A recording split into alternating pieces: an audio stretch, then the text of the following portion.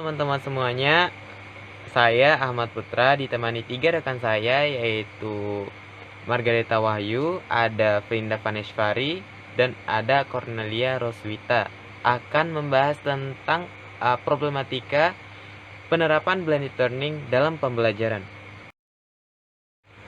Sudah setahun sejak pertama kali pemerintah Indonesia mengumumkan bahwa pandemi COVID-19 masuk ke negara Indonesia. Nah, untuk menekan pergerakan COVID-19, pemerintah Indonesia menerapkan kebijakan yaitu pembatasan sosial. Nah, pembatasan sosial ini mengakibatkan sekolah-sekolah dilaksanakan secara online. Oleh karena itu, pendidik diharapkan mampu menggunakan strategi-strategi yang tepat untuk mencapai kegiatan-kegiatan pembelajaran yang diharapkan. Nah, dalam pembelajaran berbasis online telah banyak digunakan berbagai strategi yang diharapkan mampu dilaksanakan secara efektif. Namun, salah satu strategi yang bisa digunakan yaitu strategi blended learning atau pembelajaran campuran. Nah, strategi ini diharapkan mampu dilaksanakan secara efektif dalam keadaan seperti sekarang ini. Namun, dalam penerapannya masih banyak problematika-problematika yang ditemukan dalam penerapan strategi ini. Nah, kali ini kami akan membahas tentang problematika-problematika tersebut. Model pembelajaran blended learning. Blended learning itu berasal dari bahasa Inggris yang terdiri dua kata, yaitu kata blended yang artinya campuran atau kombinasi yang baik, serta learning yang berarti belajar atau pembelajaran. Lalu, pengertian model pembelajaran blended learning menurut beberapa ahli. Yang pertama menurut Moslum Ian dalam Wijaya 2017. Pembelajaran blended learning merupakan gabungan keunggulan pembelajaran tradisional dan pembelajaran elektronik atau biasa disebut dengan e-learning. Yang kedua, model pembelajaran blended learning menurut Mubas dan Wildis dalam Usaman 2014 mendefinisikan blended learning sebagai percampuran antara online dan pertemuan tatap muka atau face-to-face dalam suatu aktivitas pembelajaran yang berintegrasi.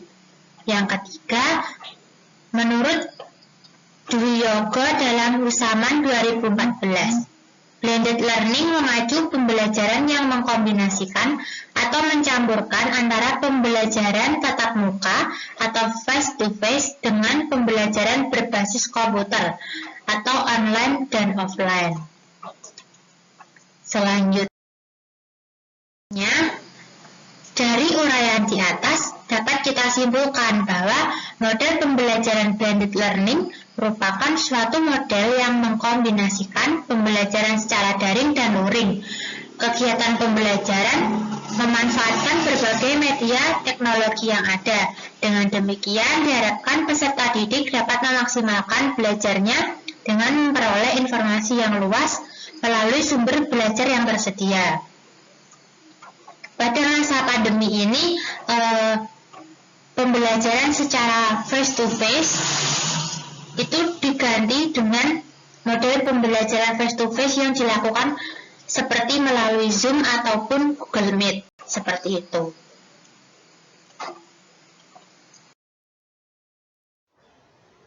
Oke, selanjutnya karakteristik model pembelajaran blended learning. Menurut Husama 2014, terdapat beberapa karakteristik pada model pembelajaran blended learning, yaitu diantaranya yang pertama, jadi dalam proses pembelajaran, guru menggabungkan berbagai model pembelajaran serta penggunaan berbagai media pembelajaran yang berbasis teknologi dan komunikasi yang bervariasi. Kemudian yang kedua, pada proses pembelajaran yang dilaksanakan, ini menggabungkan atau memadukan pembelajaran online dengan pembelajaran tatap muka, sehingga peserta didik dituntut untuk belajar secara mandiri. Kemudian selanjutnya yang ketiga yaitu kegiatan belajar peserta didik ini didukung dengan pembelajaran yang efektif dari cara penyampaian, cara belajar, dan gaya pembelajarannya untuk mencapai tujuan pembelajaran yang aktif dan kreatif.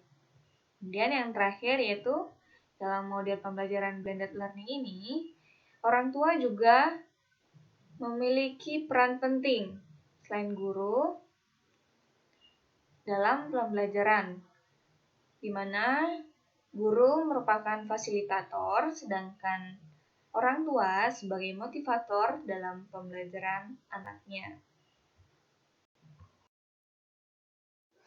Selanjutnya, kekurangan blended learning menurut Noer dalam Utari DKK tahun 2020, diantaranya yaitu yang pertama, media yang dibutuhkan sangat beragam sehingga sulit diterapkan apabila sarana dan prasarana tidak mendukung.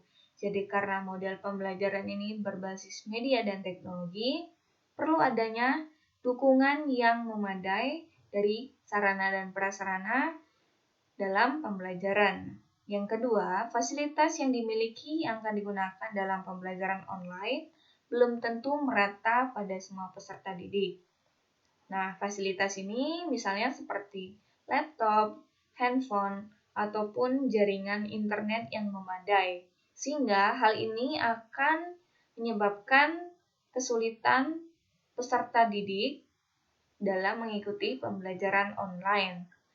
Kemudian yang ketiga, pengetahuan yang masih rendah yang dimiliki oleh sumber daya pembelajaran seperti pendidik, peserta didik maupun orang tua dalam menggunakan teknologi. Jadi, dalam hal ini, pendidik juga perlu waktu yang cukup untuk menyiapkan beberapa perangkat pembelajaran seperti penilaian, pengembangan materi, maupun menyiapkan asesmen dalam melakukan pembelajaran secara online.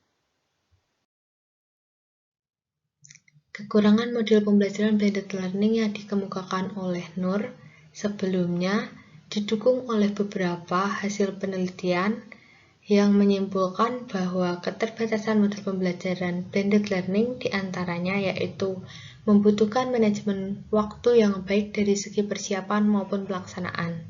Yang kedua, guru tidak dapat mengontrol peserta didik secara penuh ketika pembelajaran online.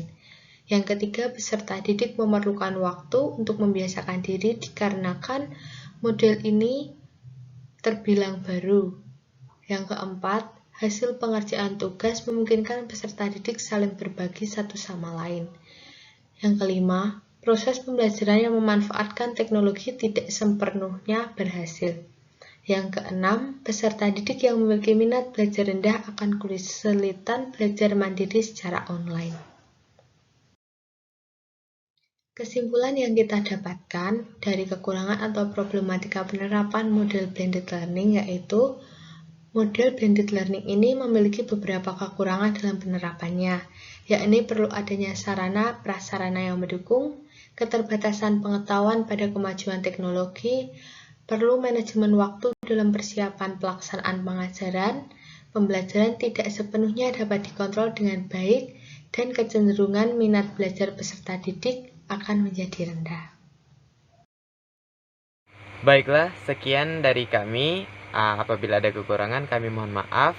Terima kasih atas perhatiannya. Jangan lupa jaga kesehatan.